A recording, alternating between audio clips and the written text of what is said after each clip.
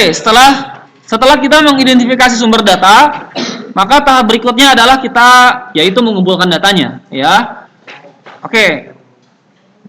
Sebuah tipsnya gitu ya, sebuah sarannya itu adalah mulai dari hal yang umum ke hal yang spesifik. Jadi jangan langsung kita berkutat kepada misalnya bagaimana nih cara kerja mesinnya. Nah, kita coba yang umum dulu. Bagaimana sih kondisi mesin ATM-nya, bagaimana tata letaknya di mana. Jadi jangan langsung ke detail ke waktu.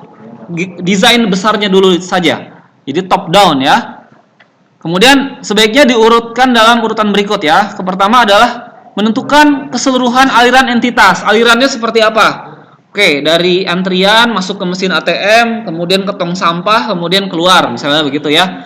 Yang kedua adalah kembangkan deskripsi dari suatu operasi. Deskripsinya gimana prosesnya? Di antrian tuh berapa lama di sana?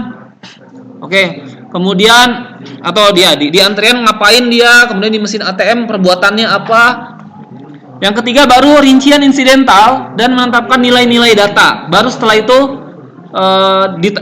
diobservasi berapa lama dia mengantri di ATM. Berapa lama dia dilayani di ATM, berapa lama jarak antar kedatangan, ya, insidental. Oke, seberapa sering mesinnya down misalnya ya, mesinnya rusak. Nah, itu baru. Itu sangat insidental ya, insidental itu terakhir. Oke, itu kemudian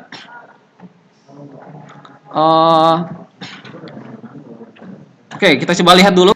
Nah, sekarang kita jelaskan satu persatu ya. Pertama, mendefinisikan aliran entitas. Oke, jadi ini yang pertama bahwa aliran entitas definisikan sebagai seluruh gerakan entitas pada sistem. Kalau ada operator, gerakannya kemana? Kalau ada entitas terutama yang diproses ya. Oke, orangnya nih, perjalanan kemana? Seperti tadi yang saya jelaskan ya. Nah, keseluruhan entitas lebih baik digambarkan menggunakan diagram aliran entitas. Nah, ini sebaiknya menggunakan diagram, namanya diagram aliran entitas, entity flow diagram. Saya rasa di praktikum sudah menggunakan ini. Mirip dengan flowchart, tapi ya ini lebih cocok untuk proses produksi. Kemudian aliran entitas sebagai bagian routing yang menunjukkan gerakan fisik entitas dari satu lokasi ke lokasi lain. Jadi gerakan fisiknya.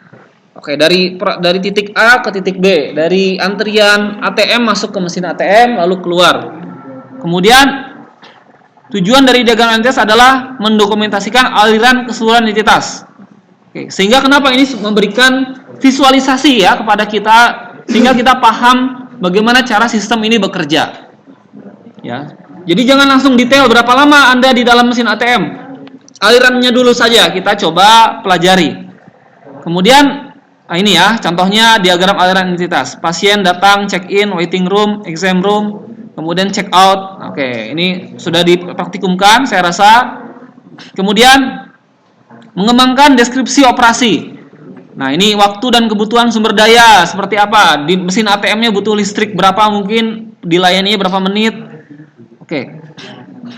Kemudian biasanya masuk ke dalam mesin ATM-nya rombongan atau satu persatu. Nah, ini di deskripsi operasi. Kemudian waktu dan kebutuhan sumber dayanya berapa lama mulai dari gerak dari antrian ATM masuk ke mesin ATM-nya.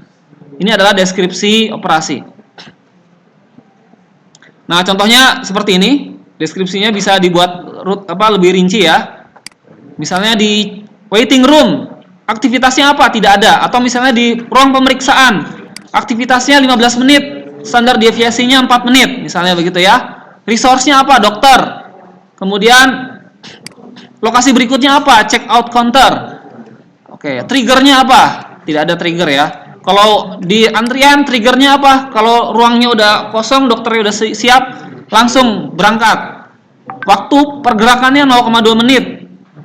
Oke. Ini ya. Oke. Kemudian mendefinisikan rincian insidental. Nah, ini rincian-rinciannya downtime, setup, ya. Kemudian mungkin ya tadi misalnya ATM-nya mungkin setiap jam 9 entah kenapa rusak, gitu kan ya.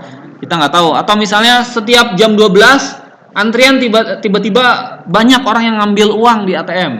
Nah, ini adalah rincian-rincian insidental. Oke, itu adalah langkah ketiga ya. Tipsnya nih, rambu-rambunya dalam mengumpulkan data tadi ada 3 ya. Keseluruhan aliran entitas pertama itu, kemudian kembangkan deskripsi dari operasi, kemudian rincian insidental ya untuk menetapkan nilai data. Sampai sini dulu, ada